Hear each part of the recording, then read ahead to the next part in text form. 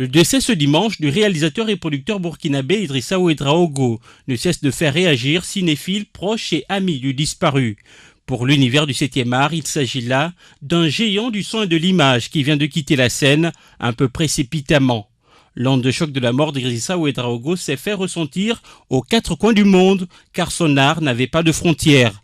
À Dakar, le cinéaste Cheikh Ngedioba, qui a connu le disparu comme collègue puis comme ami, a encore du mal, un jour après le drame, à réaliser la triste réalité. Maintenant, c'est Idrissa. En début d'année, ça démarre mal.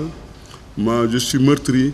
Bien qu'au dernier FESPACO, je le voyais avec une santé un peu chancelante, mais je croyais qu'il serait là pour les 50 ans du FESPACO l'année prochaine. C'est bon. Ce compagnon de longue date a pratiquement vu Idrissa Ouedraogo construire sa carrière sous ses yeux. Idrissa est venu en innovant avec Tilay, une histoire d'amour. Mais ce n'était pas étonnant, parce qu'en 1981, il venait juste de faire un court-métrage, Poco.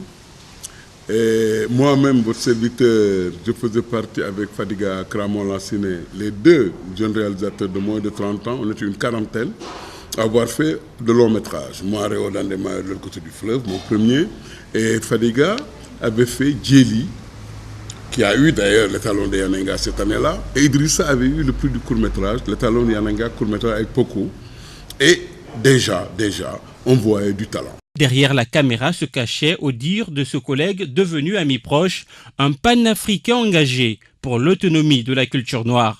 C'était un militant de la cause du cinéma africain. Parce que vous savez, nous, notre génération, bon, j'ai 4-5 ans de plus que lui, hein, on a mené les mêmes combats. Nous, notre génération, on est venu dans un désert. Dans un désert, nos aînés ont fait du mégotage. Ils ont fait des films comme ça, sans structure et tout. Nous nous sommes battus pour les infrastructures, nous nous sommes battus pour les structures. Il fallait des fonds pour financer notre cinéma.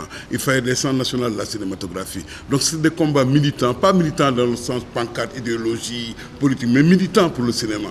De l'avis du président de l'Association des cinéastes du Sénégal, le plus bel hommage que le cinéma africain puisse rendre à cet artiste parti dans l'au-delà tient en un seul mot, FESPACO. Idrissa a beaucoup œuvré pour le FESPACO.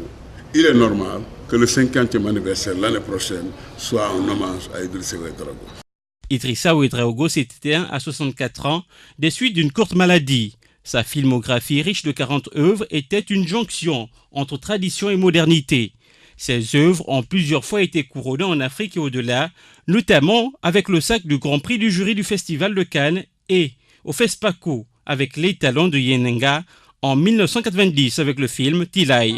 Pour ce clap de fin, Idrissa Ouedraogo laisse derrière lui une femme, une famille et plusieurs cinéphiles attristés.